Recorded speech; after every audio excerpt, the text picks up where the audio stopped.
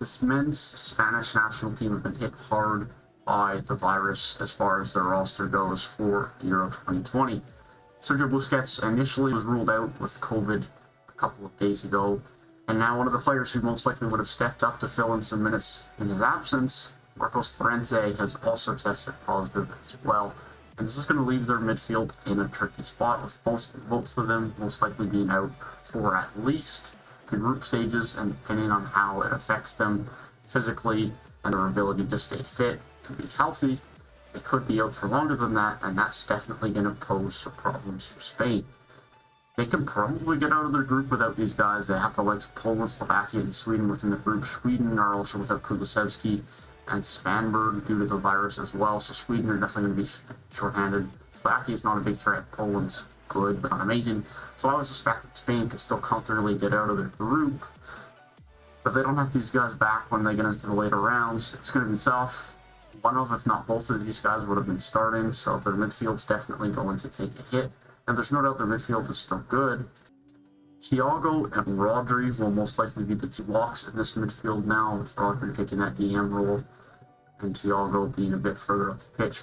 He's still not someone that likes to get too far up the pitch. He likes to sit back and distribute. And then it's either going to be someone like the likes of Koke or Fabian, someone along those lines, which is definitely not the ideal person that they would have wanted to be starting. Not that they're bad players by any sense, but they're not Sergio Busquets and they're not Marcos Llorente. There also was a missing sense of attack in that offense, and so maybe Dani Olmo ends up playing in the midfield to get a bit more push up the pitch and a bit more punch in the attack. But nonetheless, these are some big losses for the Spanish national team. It's definitely not what they would have had hoped for going into the group. Thankfully, their group is not an overly difficult one. There's not them and another powerhouse. It's not like the French, German, Portugal group. It's not even like a Belgium-Denmark dynamic, because I would definitely put Denmark in front of Poland.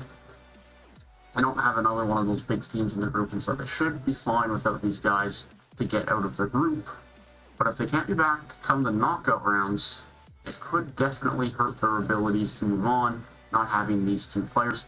They're now not going to have the leadership and veteran presence on the pitch, at least for the group stage games, of Sergio Ramos and Sergio Busquets, two leaders and veterans and captains, really, of the Spanish national team. And not having these guys is definitely going to play an impact in that sense if things start to go awry. I think need a bit of an uplift and a bit of poise on the pitch. So it's going to be interesting to see how this plays out. I still really back Spain, and I'm sure there will at least be a lock, unless they get a terrible draw to get themselves into the round of 8 in your quarterfinals. With that being said, let me know what you guys think of these losses for Spain, at least for the group stage, how you think they will move on, and who you think could replace them in the starting lineup. That being said, I hope you guys have a great rest of your day. Hope you guys enjoyed the video, and I'll see you guys in the next one.